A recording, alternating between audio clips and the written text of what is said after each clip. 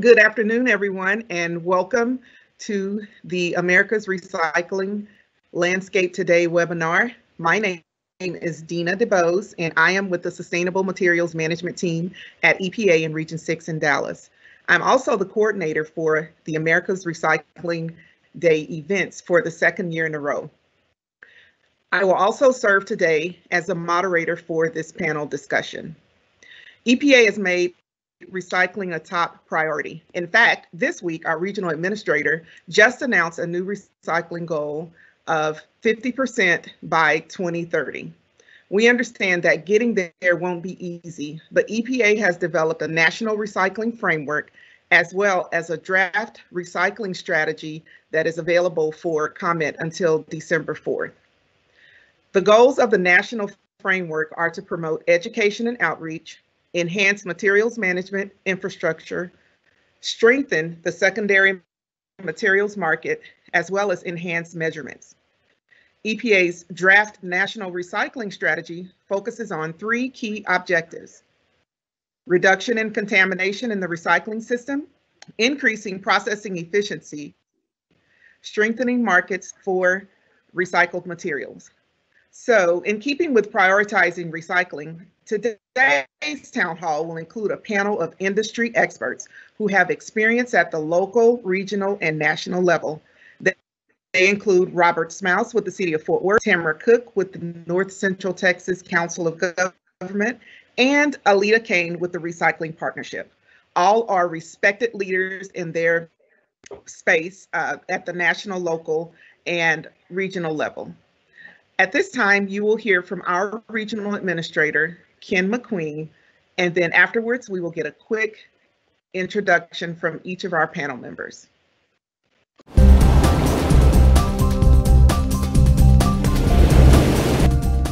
Hello, everyone. I'm Ken McQueen, EPA's Region 6 Administrator. We are excited to be here, albeit virtually, to host a recycling town hall meeting to discuss the landscape of recycling today and in the future. The EPA prioritizes recycling and remanufacturing because the sustainable use of existing materials can lessen the impact of plastics, paper, and other materials on our environment and strengthen our economy. We appreciate the City of Fort Worth and the North Central Texas Council of Government and the Recycling Partnership for agreeing to join us to give local, regional, and national perspectives on recycling. The EPA, along with organizations like yourselves, are leading the revival and strengthening of the U.S. recycling system, which faces significant challenges ranging from consumer confusion about what can be recycled to reduce international markets for recyclable materials and an aging domestic recycling infrastructure that has not kept pace with the present-day material streams. EPA recognizes that collective and collaborative commitments are best achieved when we have common goals. We have the brightest minds working in the recycling industry. If every one of you and every organization embraces EPA's national goal, not only will we achieve that goal, we will also create more jobs and conserve our natural resources while we are also protecting our environment. Let's work together to recycle right and recycle more. And congratulations, and thank you for your impressive work protecting the environment.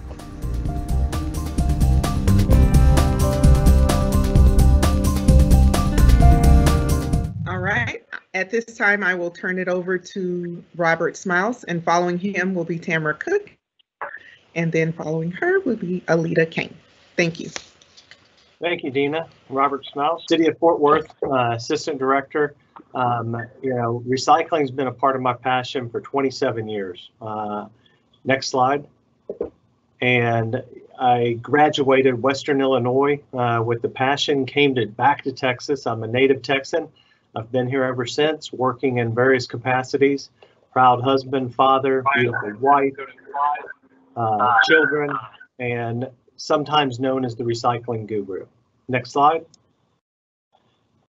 But really, it's all about the kids. One of the things that drives me, is seeing the smile on the kids when the trash truck, recycling truck, they go to a landfill or a MRF, and they just see exactly what we do on a daily basis. It's completely awesome.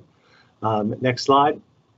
As far as trying to combat contamination and educate the Fort Worth residents as well as beyond, the city of Fort Worth has what is called a recycling blue crew. They go door to door, cart by cart, recycling, auditing the recycling blue carts. They pull out contamination and they leave educational information behind to make sure residents know what is and what isn't recyclable.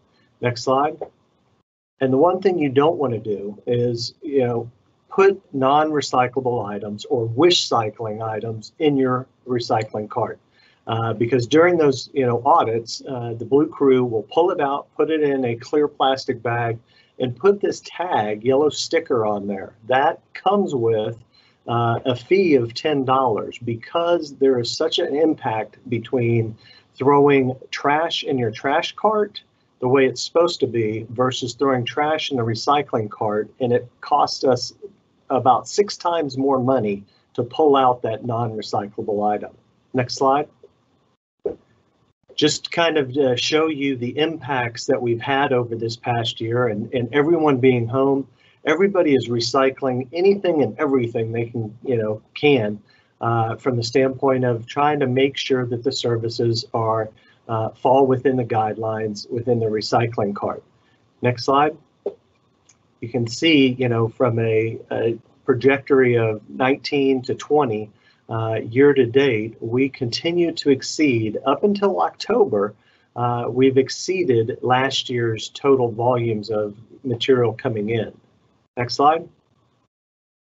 One of the aspects that the city continues to work on is our multifamily program with an ordinance and a future pilot program that we'll talk about in a little bit, but this is one of our recycling tote bags that's going to be utilized later on. Next slide.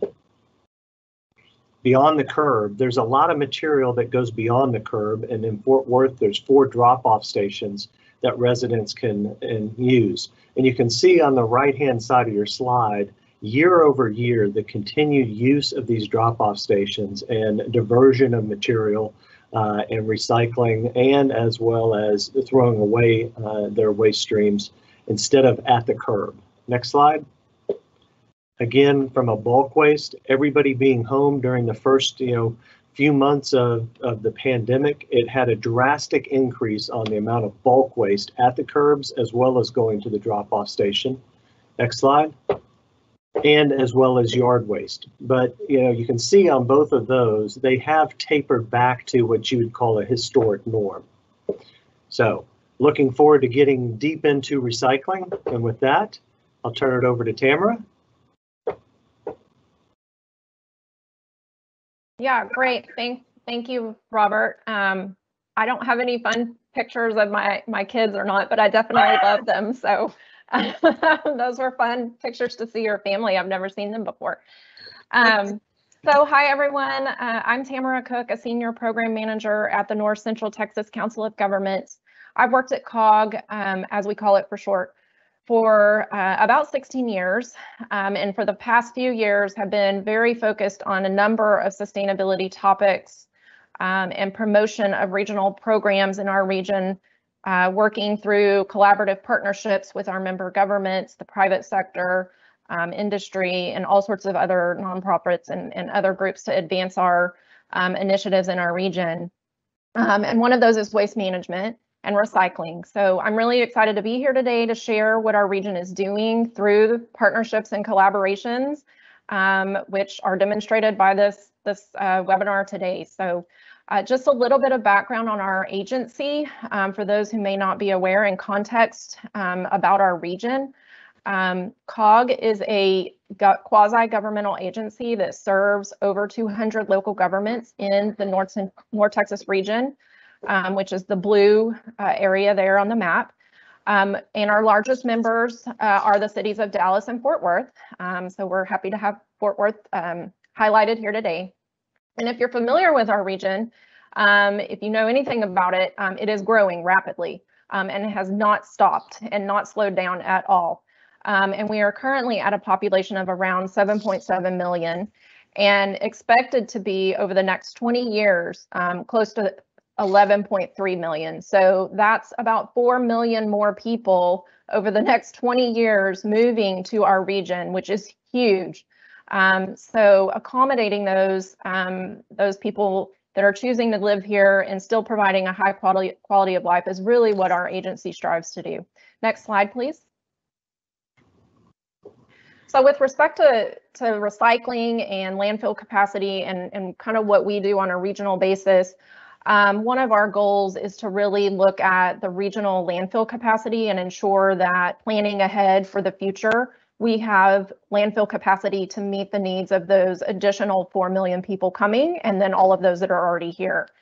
So we do a lot of planning that's 30, 50 years out into the future on water and waste and transportation and all sorts of other things. So this just demonstrates that in our region, we've got about 35 years of landfill capacity left. That's estimated compared to the entire state of Texas, which is 53 years. But in terms of landfill capacity, 35 years is not really that long from a future planning perspective. I will still be around in 35 years. My kids will still be around in 35 years. And so we need to be planning ahead for what happens after that 35 years comes and goes. And so that's really what we're doing. And then the other thing that this demonstrates on this slide is that in our region, the per capita landfill disposal rates are much higher, I would say, than the national average. We're about 3 pounds higher per capita in our region, and we are higher than the average, the state average. So we have some work to do. Next slide. But I am an optimistic person, and looking at the bright side here, one of the ways that we obviously look at landfill capacity and preserving that landfill capacity is through recycling efforts, which is consistent with what most other entities do as well. And over the last 10 years, our region has improved on our recycling rates. So back in 2005, we were at an estimated 12% recycling rate. And then in 2017, we did another study where we were up to around the 32% estimated recycling rate based on data that we've collected. So that's really great news. And then more recent studies just within the last 2 years, we've changed our methodology and we're using a capture rate now, but we're at around the 31% capture rate. So those are good news stories that shows the results of all the hard work of our local governments. Next slide. But we still have opportunity to improve. Sometimes we do like to compare ourselves across the nation and see where we kind of fit to kind of keep us gauging where we can still make improvements. And so we are at 32%, as I just mentioned, for a capture rate. And looking at some of the other major metropolitan areas in the nation that are quite higher than us, we still have some goals that we can accomplish and look towards working through with our local governments. Next slide. And so like many other regions that are facing contamination issues, so are we.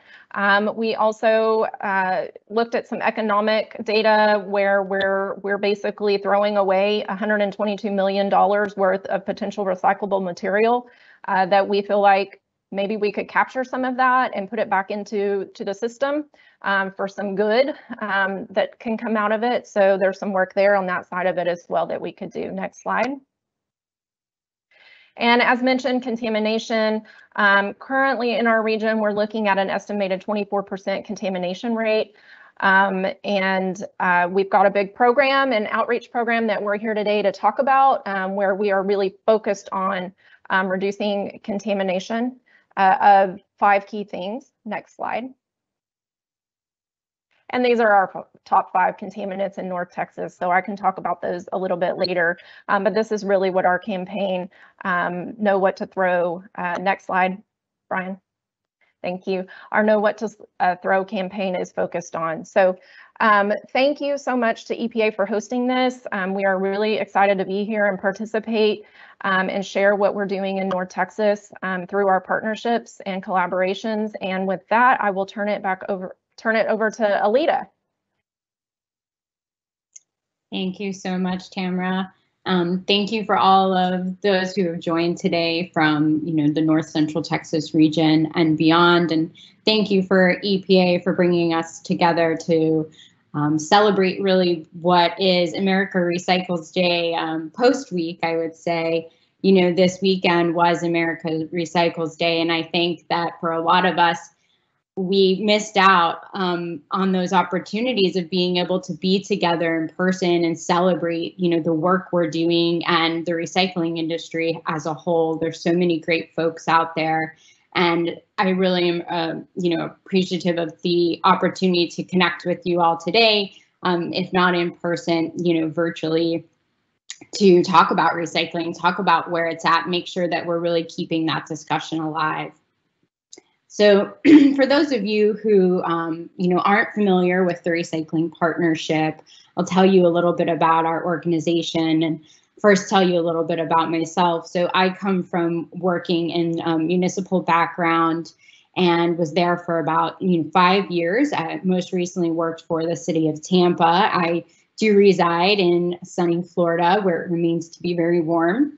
And I really enjoyed working for a municipality. I think that having the opportunity to really shape and form programs that are a service for residents throughout cities, throughout counties is such valuable work. And when I came to the Recycling Partnership, my goal was to see that enhanced and continued, and I'm very lucky to be able to do that today. So a little bit about the Recycling Partnership. We can go on, next slide. We're an organization that actually operates on the premise that, everyone right now in America does not have equal access to recycling, and we would like to see that happen. We'd also like to see us increase the amount of recycling material that's out there and have it actually get captured. And I'll share some of those statistics with you later in our discussions.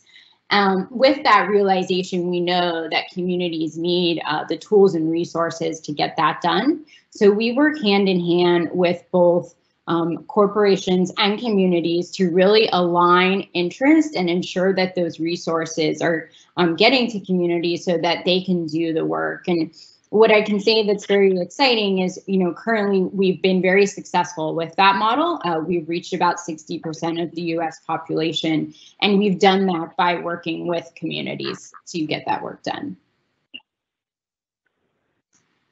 And what does that mean, exactly? Well, it's been about a $91 million total value, the work that's been done, in partnership with both our communities and our funding partners.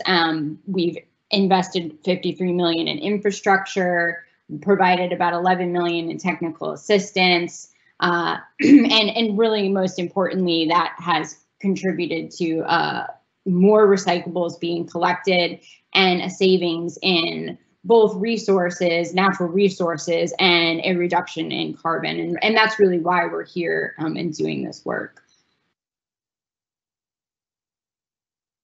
And these are just, a few more statistics looking at that. And I think numbers for some of us really resonate and hit home, which is why we like to share these. But we've increased infrastructure in, 51% of these projects, brought recycling to about 77 million more households, and, placed about 712,000 more carts in communities as well. So.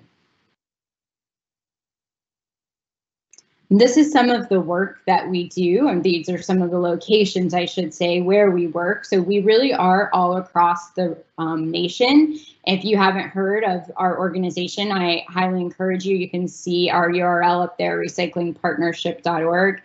Please do pop on our webpage take a visit and see some of the resources that we have for communities, and how you can really join and partner with us to get work done in your community, or if you're joining us as a resident, how you can get information to share with your neighbors. Really, some of the strongest way to share a message about recycling is through word of mouth. And of course, we couldn't get any of this work done without the help of our funding partners. And so you can see we have quite a variety of funding partners who come from different interests in the recycling system and really come to us with a goal of aligning and getting an understanding of what's needed to see this recycling system succeed. They're working in one end of it, the communities are really working in another, and we're there to bridge that gap.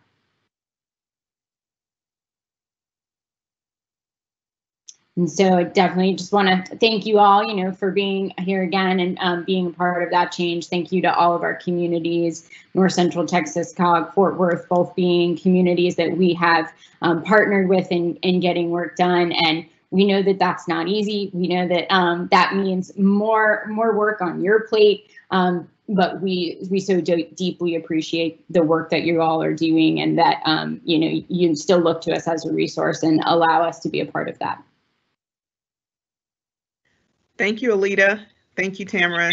Thank you, Robert. Before we get started, I do want to make sure that you can utilize the chat box. And if you have any questions, we do have a chat moderator, and we will be hopefully getting to your questions before the end of the panel discussion. So with that in mind, in the interest of time, we have so many great things to discuss. Let's go over the agenda. We've already done the welcome, the framework. We've heard from our regional administrator and our panel intro. And so now we'll just begin our panel discussion.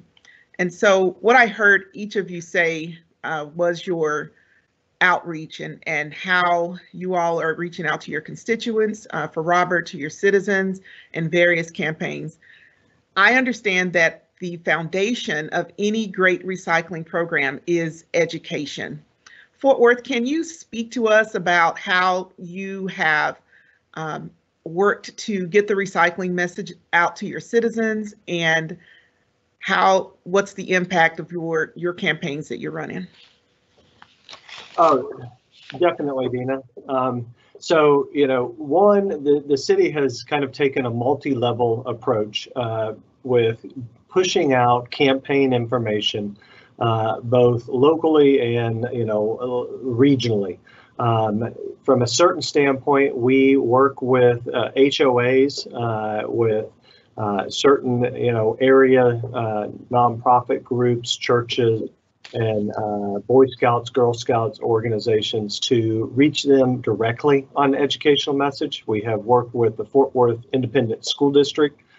We also work through Keep Fort Worth Beautiful program on events and through the community engagement. So we're pushing out our message, predominantly electronically with kind of the changing of the age. But again, we also do the curbside education with the Blue Crew and the card audits. We found that by using a campaign slogan from the Recycling Partnership, the Feed on the Street program, and really targeting the individuals so that when they come home from work or school or run an errand and they see information on their cart as to, oh wait, I can't put styrofoam in my cart, or these metal hangers, they're metal, they're recyclable. Well, they are if you return them to a dry cleaner or you take them to a scrap metal yard, but they're not an acceptable material in the cart. So, we've kind of covered both on a community basis down to the curb, and then also, to touch on the Know What to Throw campaign, making sure that within the region, everybody is kind of hearing a similar message of these are the items that are recyclable and the value of those items. These are the 5, top contaminants, and then educating individuals on, those contaminants.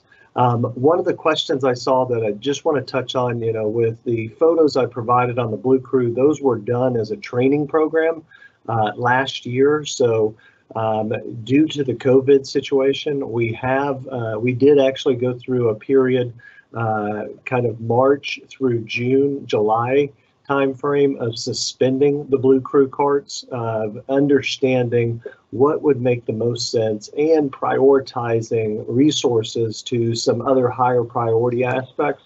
But we've equipped those individuals with vehicles, so they're no longer going out in teams, they're going out individually. They do the cart audits on an individual basis. They have PPE.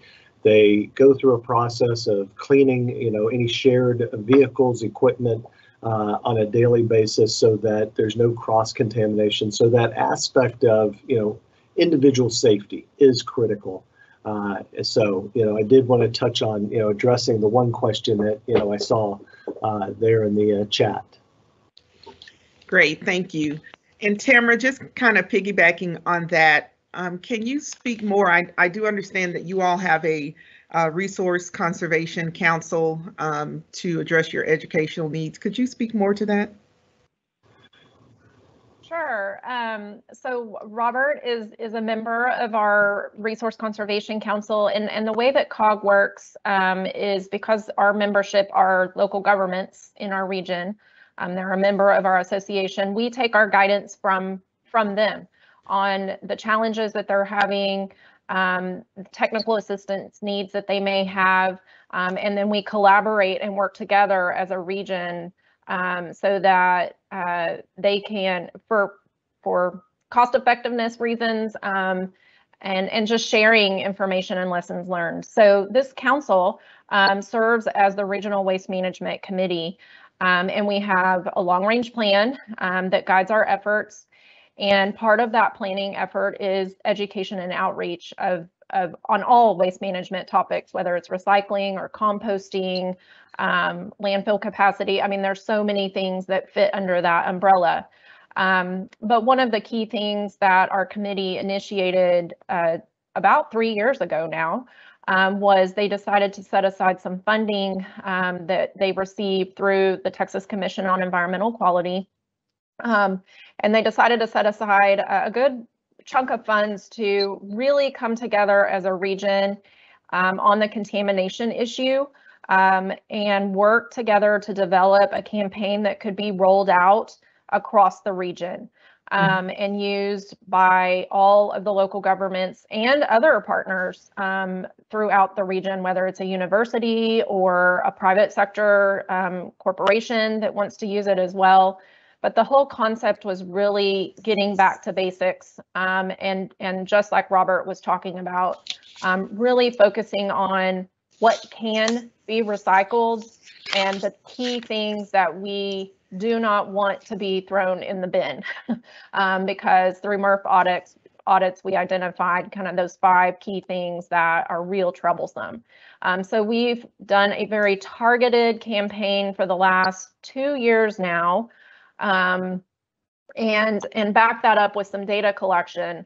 But really the whole thing really hinged on how can we communicate in the region, a region of our size. And it really comes down to all of the local governments sharing the same message over and over and over again, because what was happening and still happens because we are such a diverse region and we all have all of the local governments have different contracts and different things happening. But a lot of people in our region live in one community, but they work in another community, right? Or they go to school in another community. And when you go from Fort Worth, living in Fort Worth, what Fort Worth accepts is not the same thing maybe that Dallas accepts when you go to work in Dallas. So you cannot necessarily throw the same thing in the bin, in the recycling bin in both communities. But the general person doesn't know that, and so communicating all of that is very difficult. So that was really the purpose of kind of setting aside this funding through this committee to hire on the Recycling Partnership as a partner to really help formulate the messaging that was going to be pushed out. And our team at COG has been working very, very hard to continue to push that message over the last year and a half and expand the use of the assets and the marketing campaign to other cities and other organizations so that everybody's speaking the same language. Now, is the Know What to Throw campaign available to other communities, or is and are other, let me add to that, are other COGs around Texas, are they also promoting the Know What to Throw campaign and the Time to Recycle website? So the answer to the first question is yes, everything is publicly available through this campaign. We have a lot of assets that we produce on a monthly basis that we post on our COG website. And we'd be happy to share that with anyone that would like that information. So all of the Facebook posts and all of the media assets and everything are posted there on a regular basis. So anyone can use them from across the nation. They're there for use. The second answer, or the second question, I am not sure if any other COGs in the state of Texas or elsewhere for that matter are using this particular campaign. I know there are similar campaigns out there. I don't know if Alita maybe might know the answer to that. But in our region, in the North Texas region, I do know that we've got about, we think, 20 cities, large cities that cover a huge proportion of our population that are using this campaign on a regular basis, Fort Worth being one of those, Dallas and some others, and that they're really consistently pushing this same message with their residents. Right. Alita, hopping over to you, can you share a little bit more? I think Robert briefly talked about it, but could you expound on what your Feet on the Street program is? Yeah, happy to do that. So our Feet on the Street program does really get at contamination reduction. And so at the Recycling Partnership, we have several tools and resources for communities who are ready to educate their residents on all different levels. Some of those tools and resources include our, campaign builder, DIY signs.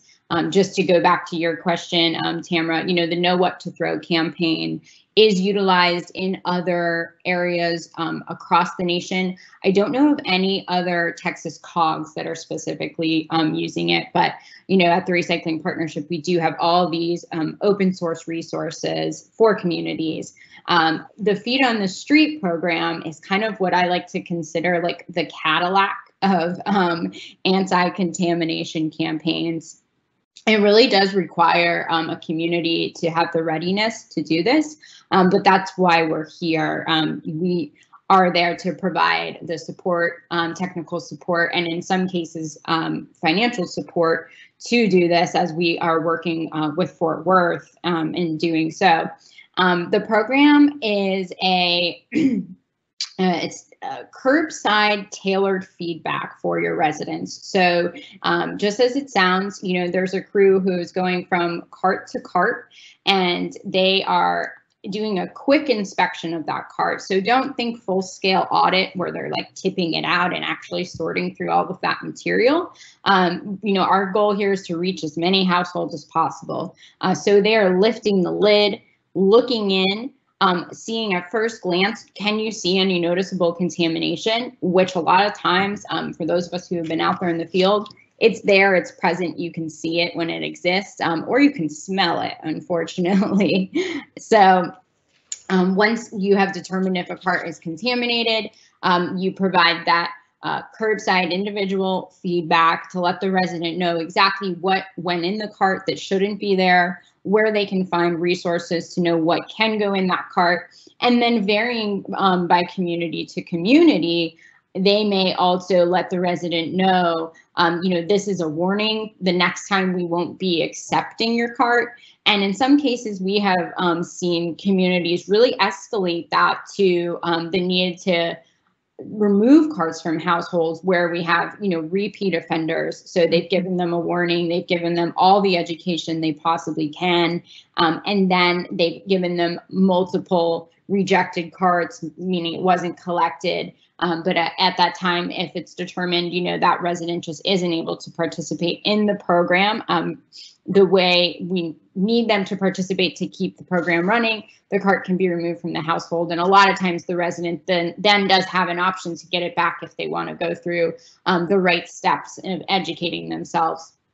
But so it really can vary, and it's unique to the community. But we've seen that now, and we've implemented that program in over 70 communities, some of them seeing as much as a 57% decrease in contamination, with like around a 27% increase on average overall. So it's highly successful, but again, it does take those resources to get it done. So this is just, there's a question in the chat about your messages, NetCog and the Recycling Partnership. Are those messages, educational tools and messages available for any communities? So speaking from the Recycling Partnership, yes, our campaign builder, our DIY signs, our social media kits, all of that is available to any community. You just need to go on our webpage, sign up. Can you restate your webpage again?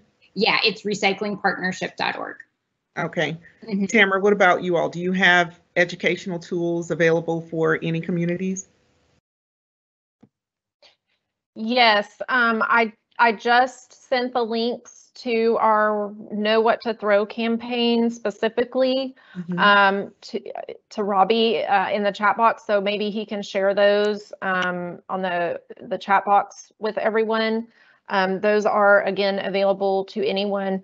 But in general, we have on our timetorecycle.com, that's our public-facing recycling website that COG owns and manages and maintains. That has a tremendous amount of information on all things recycling. If you have a refrigerator that you want to try to recycle or something else, a TV, we have a tool on there that you can put in your zip code and find hopefully a location closer to you to do those kind of unique recycling things. And there's a whole lot of data and information on that website as well. So yes, we have that public-facing website that any community, any stakeholder is welcome to just link to that on their own website or on their internal information for their employees or customers or whoever. And then also on our just general COG website that I also included a link to, there's a lot of material and other project information on there that we would be happy to share or provide more information about if needed. Thank you. Robert, question for you. I know we've all talked about social media presence. We've all talked about, I know that a lot of municipalities and all of that, but you mentioned in your discussion that especially during COVID, we're not able to do a lot of events. How is Fort Worth penetrating the educational aspect, through the social media channels?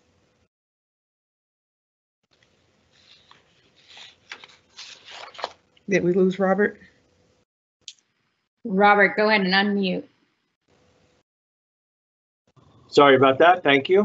I would say, Fort Worth's taking a three-pronged approach. One is utilizing, the Facebook aspect, both the city's Facebook and the Keep Fort Worth Beautiful Facebook aspect. Continuing to push out information through the city's website and newsletter. There's kind of an environmental news information communication that goes out. Individual residents can sign up for, and it's targeted to, or for recycling, education, environmental topics. And then the third one is continuing to work with the Community Engagement Office and the Nextdoor platform and pushing out the information through those channels. So those, I would say, would be the three primarily. emphasized educational message with everything that's going on. Where we've looked at doing some innovative kind of advertisement campaigns as part of a future program that we were luckily awarded through the Recycling Partnership. Alita kind of mentioned it earlier, that we're going to be rolling out a new program hopefully starting in February, March of 21. We were actually supposed to have kicked it off 2020, but with the COVID situation, it got delayed. So things happen. Let's shift gears from the educational aspect and let's kind of discuss the elephant in the room. Each of you have mentioned it in some form or another, but let's talk about what strategies you all are taking from a local, a regional, and a national level on addressing contamination. And I will start again with you, Robert, since you're in the hot seat now. But let's talk about what Fort Worth is doing to address the contamination issues. I do understand that Fort Worth is probably one of the largest cities that still participates in the pay-as-you-throw program with the varying size municipal solid waste carts and so forth. What are you doing to mitigate contamination in the waste stream? So again, it kind of, we've taken the approach of really looking at the curb, and instead of trying to do an enforcement across the entire community, looking at specific routes where we see a high volume of contamination coming in through the loads, through the material that are collected, and identify those routes with the Blue Crew. So earlier I mentioned, what we call as a bag tag program, where, it actually hits the individual, kind of in the pocketbook for contaminating their cart and, putting those non-recyclable items in there. Another program that we utilize is, some areas, we'll look at that, it's $10 a bag, no big deal, and just move on down the road. Well, a second step for those individuals that continue to contaminate, we actually do a automatic upgrade. So as you mentioned, Dina, pay as you throw. In Fort Worth, there's 3 cart sizes, 32, 64, and a 96-gallon cart. All 3 of those sizes come with a different rate structure. The cheapest with, the 32-gallon. If we see an account or a resident that continues to contaminate the recycling cart, we've gone down the road of issuing bag tags, it doesn't seem to work, then we'll automatically put in an upgrade where the recycling cart is removed from the home, their trash cart is increased in size, and they are, restricted from participating in the recycling program for a 6-month period. So again, it's kind of a next level up in terms of financially impacting the individual to, say, hey, it's really costing you, it's costing the city, and it's costing the entire community to continue to contaminate the recycling blue carts. So. That's a great answer. I want to hop over to you, Alita. Can you, I guess, go a little bit more into depth? I know we've talked before, and you were talking about how, just the word recycling is just, it's not a narrow word, that it's a very layered word. And there are so many things about recycling that people don't really understand. Can you expound upon that, and then also include, just the cost and the effect of contamination in the recycling bin? Yeah. So I think I'll start with, the kind of that cost and effect question, and then get into the fact that, recycling it's not one thing, it's not one word, it's a complex system, right? So it being a complex system, a really great way to think about contamination for those who maybe are, green to this and listening in and not as aware of what contamination means.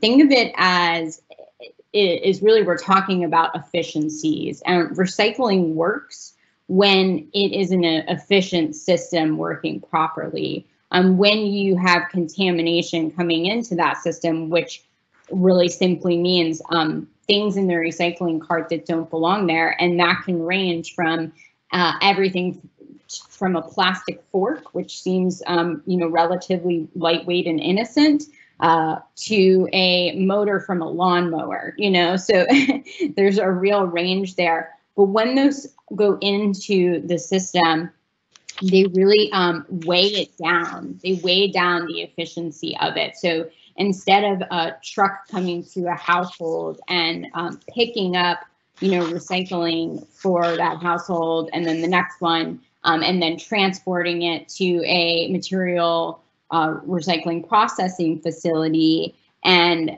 allowing that material to go through the whole facility, it's now along the way picking up all that additional material that has nowhere to go to be processed to become something new. Then it can also, when it gets to that facility, and the facility potentially tells the individual bringing it that they actually cannot allow it to come into the facility, it's rejected, sent back, and so now it's been picked up, transported there with valuable material, and all of that material will be discarded. So you can see how that really breaks down the efficiencies of the system. And then if it does go through, now you're talking about potential of it causing a serious hazard to both workers and equipment throughout the facility. So there's a lot of really expensive equipment in these processing facilities, a lot of bells and whistles. Just one piece breaking, let's say like one of the conveyor belt pieces for a recycling processing facility breaking is like a $10,000 cost. So this contamination, while you may as a resident be looking at it as, oh, what's the big deal if I place something in the bin that may or may not be recyclable, understand that it's really breaking the entire recycling system, right, and causing this inefficiency to take place. And so, and then, just getting at recycling being a system, I think that that's something important. It's not one thing, it includes a lot of people in that system, about 150,000 men and women who are working nationwide. It includes a lot of economic gains, tax revenue coming through it.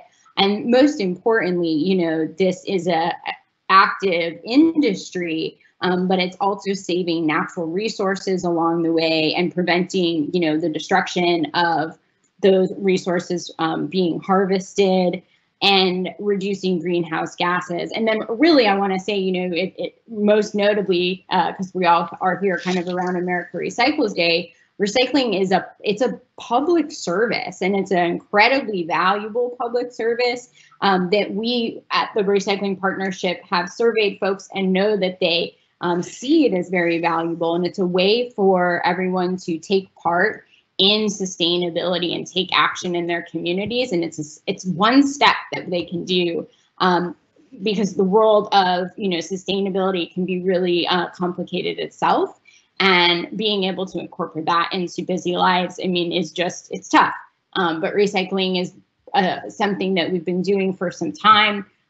We may not still have it perfect, but it changes over time because of these complexities. And again, it is that public service for all. Thank you, Alita. That was a great answer. Just talking about contamination and then just segueing into the issues that are going on globally. Robert, can you address how China's ban on recyclables going there, and all the contamination and so forth and so on that caused that ban? Could you address that and how it has affected recycling? Yes, Dina. Luckily in Texas, in the Southwest region, when China implemented that ban, we were, a little bit isolated. Our mills in the region were still accepting the bulk of the volume generated and recycled here, where more on the East Coast and West Coast, they were directly hit, had no, end markets for that material. So, luckily we were kind of, again, somewhat isolated. I think the other aspect is that not only because of what China did and some of the other countries that followed suit with very strict guidelines or bans on selected products, it forced the recycling industry and down to the actual consumer to pay attention to what is truly recyclable in a curbside recycling program, what is recyclable but through a beyond the curb or a source separated program. And so the mills, were forced to start rejecting materials. That backed up to the recycling facilities. They had to add labor. They had to slow down the lines. They've added technical, improvements, automated sorting, artificial intelligence type systems. So their cost has increased to ensure that the quality of material is being, provided to the mills. And so it has disrupted. I'm going to jump in real quick. When you mentioned that the cost has increased, can you give me a snapshot just over the last decade when you mentioned the cost increase, the prices at the mill? What are we looking at? Well, from a cost standpoint, it typically goes back to the MRFs or the recycling facility processing cost per ton. And, for the past decade, I would say in general, at least in the Southwest area, the processing cost went from $40 to $50 a ton range 10 years ago to $60 to $75, 5 years ago, up to, $80 to $95 a ton to sort the material. So a lot of people have a myth about there's so much value in that material. Well, there is value in recycling the material, but there's also, like Alita pointed to, there is a tremendous amount of capital in terms of the recycling facilities to actually sort that material out. And so, it's one of the things that we are kind of looking back on, and maybe we made a mistake of, an old message of, hey, if you don't know, throw it in and it'll get recycled or it'll get pulled out. It's better to, as a consumer, not to be confused as to what is or what isn't recyclable. Put it in the bin and we'll pull it out, if it can't be recycled, to increase the total volume. That, I think, has turned around and really kind of backfired from the standpoint of wish like cycling, right? Exactly, wish cycling. And so and that's where you're seeing, not just in Texas, Fort Worth, but across the United States, those programs are really aimed at the quality of acceptable materials that like Alita talks about, a system. It's not meant to take and sort everything out of one stream. It's there to effectively and efficiently separate 5, 6, 8 different commodities into those mill-ready products. We're running out of time, and I know we promised to go into a Q&A session, but I have a couple of questions that I want to make sure that we're looking to, that we make sure that we address, because this discussion is over the landscape and the future of recycling. And Tamara and Alita, I do want to hear from you on what are the emerging technologies that we're seeing at the MRFs, that we're seeing around the world and other municipalities? What technological advances do you see for the future of recycling? Yeah, I'm happy to start with that. I think, the number one thing that we're seeing right now when you talk about new technologies in the recycling space, especially in the processing space, is robotics. I think robotics has a very serious, promising future. It has allowed for the sortation of materials to be done in a safe, efficient way, and a little bit more efficiently as well. When we talk about the jobs that are in, the recycling industry, of course, that does include some folks, working on the line, doing sorting to a very small extent, but a large part of that is done by a series of, machines and equipment.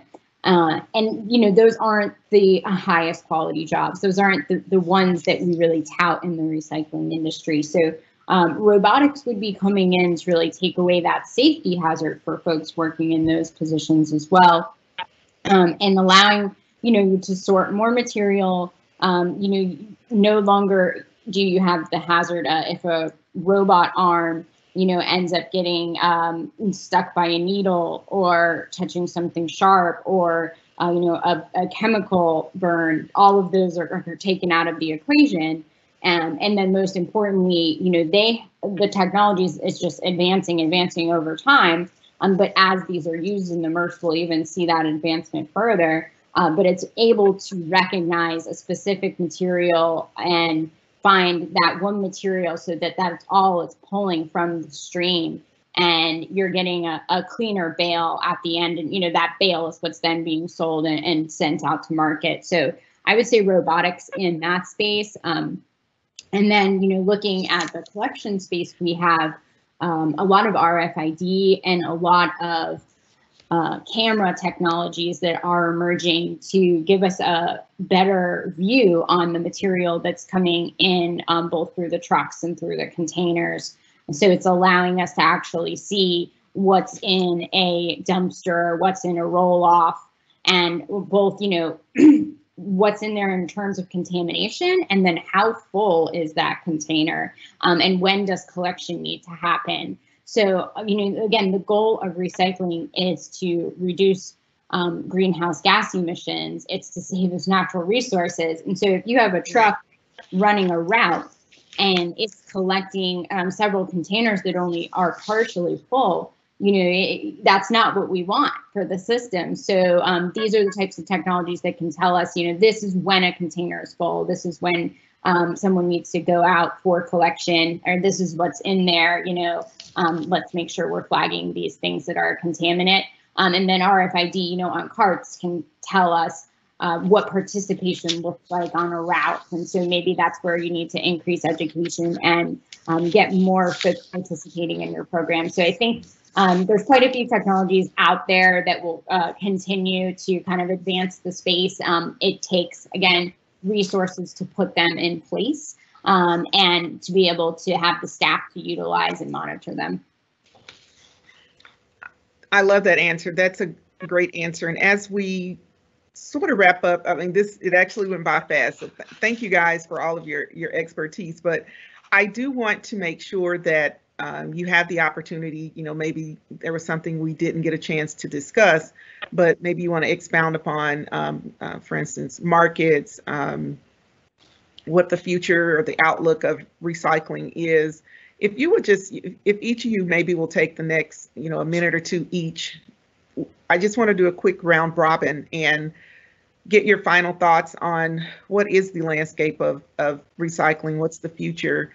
What are you hearing? You know, you all have your boots on the street, and, you know, I want to make sure that the audience has an opportunity to learn from you and pick your brains on, you know, what you think are emerging technologies, other efforts to increase recycling rates and so forth. So I'll start with you, Tamara. You've been a little quiet. Okay, thank you, Dina. Well, I think with my regional planner hat on, I think the future is bright. I know that, you know, the last couple years has been tough on a lot of communities. They've had to make tough choices in terms of continuing their programs or modifying their programs, limiting their programs, all sorts of really tough choices. And I don't think those probably will be going away soon for a lot of communities, just because of a lot of things happening right now in the state of our just living. But I think the future is bright, and I have to be an optimist because I am a planner and I look towards the future. We have a great group in our region, speaking from our regional perspective, that works together on a regular basis to come up with innovative partnerships and collaborations. And I do think that's what I keep coming back to, is that it's all about partnerships and collaborations to make the impossible possible.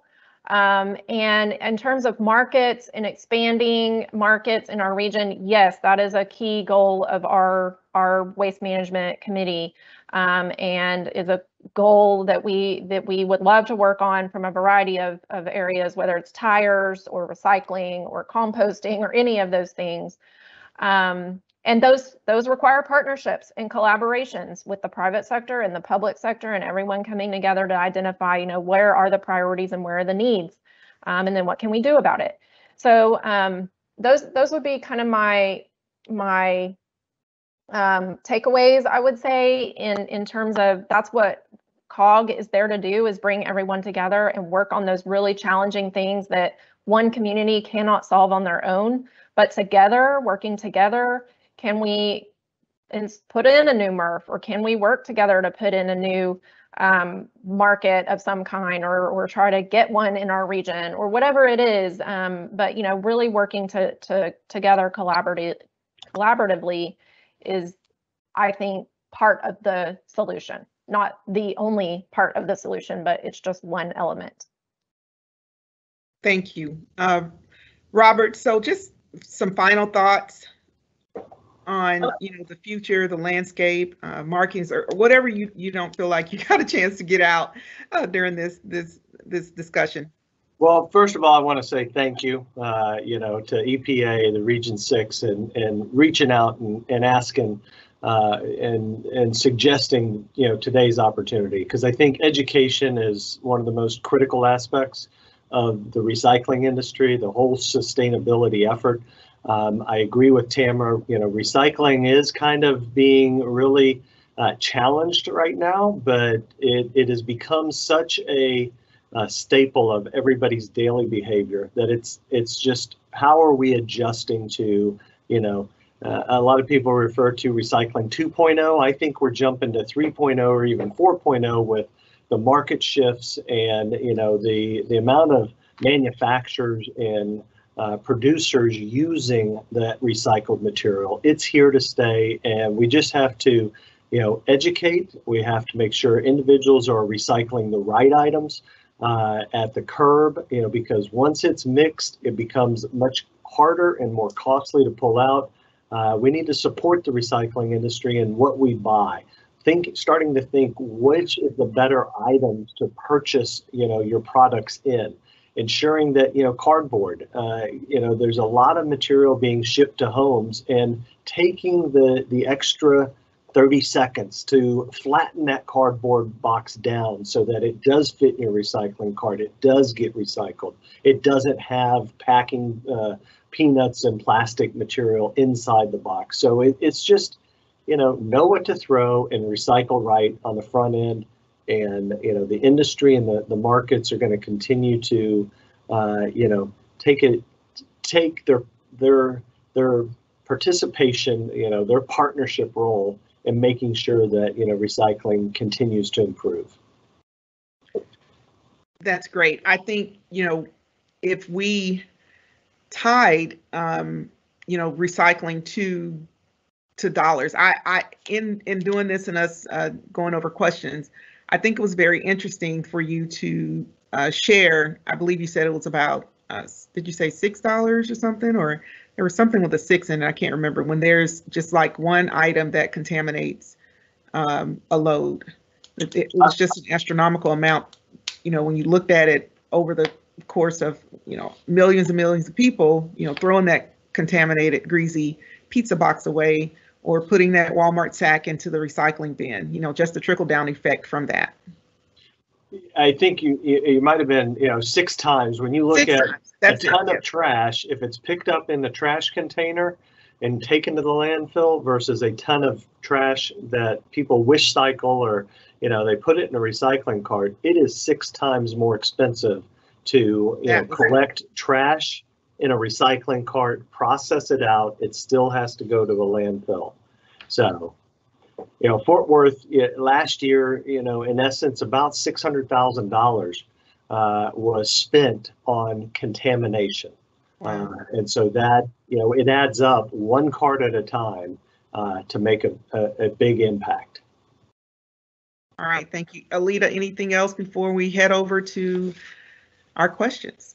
Yeah, excited. I see some questions in there. Definitely want to get to answering. I would just say I echo, Tamara's sentiment that the future is bright. It just has to be. I mean, recycling, yes, it's seen some hard years in these previous years, but we have seen lows before. It is a resilient system. And honestly, I think that what's come of, the policies out of China has really allowed us to improve our messaging. It's allowed us to kind of come to an awakening that we need to be re-educating the public. It's allowed the MRFs to really look at what's truly valuable that they should be moving through their processing facilities. So it's kind of actually allotted us all a valuable opportunity. And I think that in that we are just learning, growing, and getting better. There's still a ton of untapped potential out there. We published a state of curbside report. We have one that was published for 2020. You can also find it on our webpage resource. And within that, we see right now that only like 52% of single family households are actually participating in this recycling system in the US. And that we're only recovering 32% of what's available. So an enormous untapped potential of valuable materials that could be feeding and going back into the system. So, I think what I would say is we are only getting better, and there's just a lot of untapped potential for us to gain, and get it back into the system and really see it improve. Well, thank you all so much. I appreciate all of you. Thank you, Robert. It all started with one late Friday afternoon call and us kicking around the can and tossing up this idea about 2 months ago. And so thank you for bringing Alita in, as well as Tamara. And I look forward to continue to working with you guys. But let's take this moment and hop over to the chat box. I think I see a couple of questions. Robbie, I'm not able to scroll, so you may want to, I don't know I only see like 2 questions. So I'll start with the first one, and whatever I miss, you can help me out. So a question is, have any communities had luck with reducing contamination at community events or in public spaces? We consistently have requests to add receptacles in public areas, but have continual issues with contamination. Go ahead, Alita. I will say just a few quick, simple things that help, and it may be intuitive, but it's so important. It's the type of opening that you have for those containers is so important. Make sure that when it comes to public spaces, you're really only capturing materials that make sense to be captured in public spaces, which is a lot of times it is bottles and cans. That's what people have in their hand. That's the beverage they're finishing, and they need to recycle and dispose of. It's not as much paper and cardboard unless you're having an event. If you are having an event, have a separate recycling stream if possible for your cardboard from your vendors, and make sure you always have signage that has more pictures than words. Robert? I was going to say the same thing. The signage, the containers, green ambassadors. If you can get enough volunteers pulled together to actually either kind of carouse around during the event, or man those container stations where they can help make sure that individuals are placing the right items in the right containers. But I think the diversity of the events that are occurring and where those individuals are coming from, some of them residential, some of them, apartment dwellers that may not have access to, recycling, some of them from different communities. So there is that educational aspect, that has to be addressed on the front end. Okay. Tamara, did you have anything to add? No, I don't. All right. Another question says, I saw a video sometime this summer that councilperson Ann Zadeh sponsored and thought the speaker mentioned that Fort Worth residents can recycle any plastics with numbers 1 through 5, which includes fruit clamshells. Is that correct? Yeah, food, clamshells, and you know, it is correct that residents are able to recycle those as long as, you know, they are number 5. The challenge with those food containers are really 2 things. One, the type of plastic that is utilized is not the greatest value. So in the recycling program itself, once a mill receives it back, the second aspect is, and it's the more troubling challenge, is typically they are contaminated with food residual type items. So, you know, but they can be recycled in Fort Worth's blue recycling carts. Thank you. All right, Tamara, could you review the top 5 incorrect items in the recycling bins again? Yes, Brian, I don't know if you can get to, you read my mind. Yeah, so these are the top 5 items in the North Texas region that we determined through MRF interviews with all of the material recovery facilities in our region. And through discussions with our local government members. It was tanglers, so the top left picture there, just water hoses, cords, all sorts of things that can get tangled that are thrown in the bin.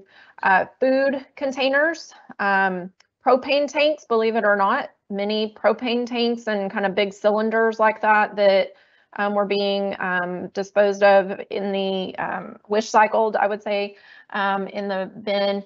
Bags, of course, and then medical sharps. So these were identified as being the most hazardous to, I'm getting some feedback, I think, from Robert. Let me see if I can mute him. Okay.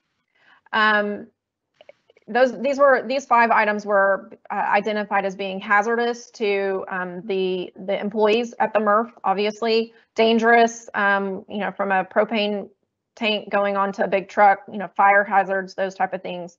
But also equipment failures, because when tanglers get into the equipment, that causes the whole thing to shut down and adds costs to the whole process. So these are the top 5 things that we have been pushing out campaign information from a public perspective to please don't put these things in your bin. There's a whole lot of other things that were going in the bin, diapers and all sorts of other things, but these were the top 5 that, you know, through regional discussions were determined to be the top ones that we wanted to focus on in our region, that everyone is focusing on together. Tamara, there was also a question, I believe you provided the answer in the chat, but for those that may have called in and they can't see the chat, could you please elaborate on the difference between recycling and capture rates, and also compare them to diversion rates? Okay, yeah, I'm probably going to lean on Alita a little bit here. Capture rate was something that I actually was not familiar with before we did our study. It was something that when we brought the recycling partnership on board for our program the last 2 years, they brought this concept to us and said this is a kind of a measurement that we've moved to instead of the recycling rate. So Alita, I'm going to lean on you here and let you kind of maybe talk about the differences and why it's why the recycling partnership thinks that's a better measurement of the effectiveness of a program.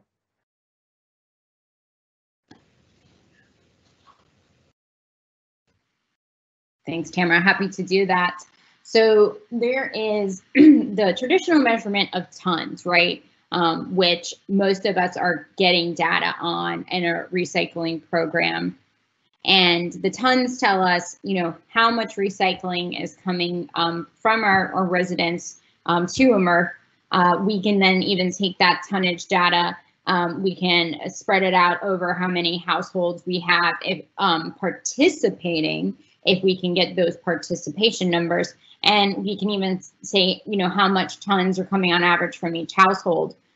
We estimate the recycling partnership, you know, that we're looking at from anywhere from 600 to 800 per household, right? Now, that's just the tons being captured. What the capture rate is telling us, sorry, that's just the tons actually going to the system. What the capture rate is telling us, is what is being captured that's out there and could be recycled. So the difference is then you're looking at the recyclables that are also in the garbage stream. So it might be, that you're getting so many tons of bottles and cans, but then when you look at your capture rate of those tons, there's actually a lot more tonnage that could be captured and put into the system out there and available, but it's not actually getting captured. And so that's where the difference lies is, how much are you actually capturing of what's available? And then what are your real raw tons coming in? So I'll just jump in there real quick, Dina. And part of I think the strategy of moving from a traditional recycling rate measurement, which most communities will get a recycling rate from their vendor or their contractor, and be able to have that information. It's still a valuable tool, but I think part of the strategy of moving to this capture rate concept for our region was to know what opportunity is out there and what kind of is the missed opportunity. What Alita just described was, the opportunity kind of lies in what's going to the landfill, and those recyclables that are being thrown away, because we're not capturing them in the recycling stream. So it kind of helps in a way focused our campaign on those things that are being thrown away, as shown on the screen here, that have a whole lot of economic value to our communities, and they've got a lot of embedded and an embodied value as well. So wanted to focus on, please remember to recycle your metals and your proper plastics, because these have high value that we are not capturing currently. Thank you, ladies. There is another, Robert, are you still on the phone? I'm not sure if I know he potentially had another meeting to go to. So I'll direct this at Alita if he's not on the phone. There's a question about glass recycling, and one of the participants said they heard that it really did not have any value. Can you speak to glass recycling and the value of it? Yeah. So what I can say is, glass has, certainly the demand for it has gone down over time, and that is natural, right? So you see that there's less produced in glass. There's not as much product packaging that's in glass. So the demand for glass has gone down, which in turn does make the value of glass go down.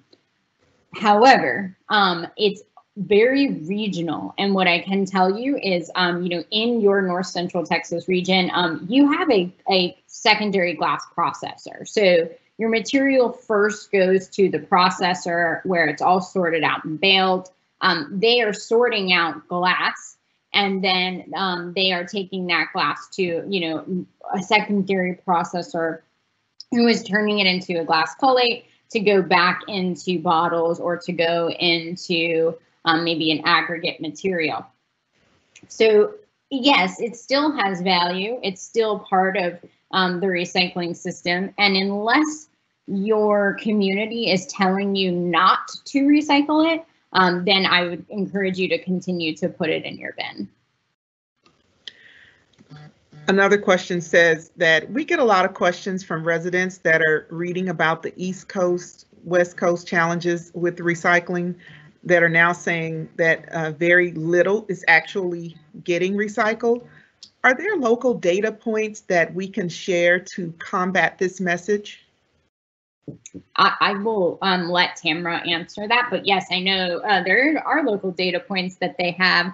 I think some of it she had even shared at the beginning here of both composition studies they do, and again, those tonnage reports that communities have. And I would say, most of the work, and if not all of the work that's done in your local community is available for you as part of public information. And so if you're questioning this, give your solid waste departments a call and see if you can actually get that tonnage from them. And they can tell you, yeah, no, recycling is still happening. These are the tons that we're collecting. They might not have the capture rate data because it is more complicated to get, but they will have those tons most likely. Yeah, so I'll just weigh in here, and Brian, maybe if you can jump to that recycling rate chart. I think it was a few slides before this.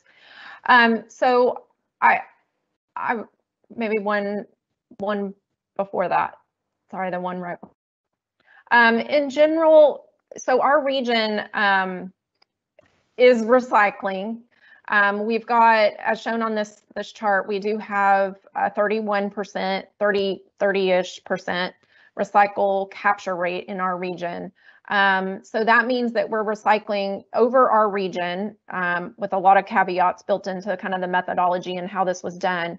But basically we had 10 cities, large cities in our region, volunteer to participate in both of these studies. And so this represents a very large portion of our region in terms of population size. And so we've got pretty good participation from our specific region, from North Central Texas, in terms of the recycling participation. That does have contamination, as we've talked about today, and we've got about a 24% contamination rate. But in general, there is higher participation in the recycling rates and participation across our region in those communities where it's available. Thank you. Any other follow-up items before we end the call? All right. Well, I just want to say thank you. I think Robert had to drop off. He did mention before the call that he had another call to do. I want to thank you, ladies, and thank the City of Fort Worth for agreeing to participate in this panel discussion. If you are on the call, if you're with the city or if you're a citizen, that means that you have a vested interest in recycling. And as I mentioned at the beginning of the call, our administrator, Wheeler, has set a lofty goal of recycling 50% by 2030. And although we know, as I mentioned, that it will be difficult to get there, we are confident that if everyone will do their share and do their part, that we can maybe reach or exceed the goal. And so because you're on the call, you do have a vested interest in increasing the recycling rates, and we just hope that you continue, and we look forward to working with you all in the future. Again, thank you everyone for dialing in and for listening to this panel discussion. We look forward to hopefully having many more of these in the future. Thank you, ladies. Thank you. Thank you to EPA. Happy holidays, everyone.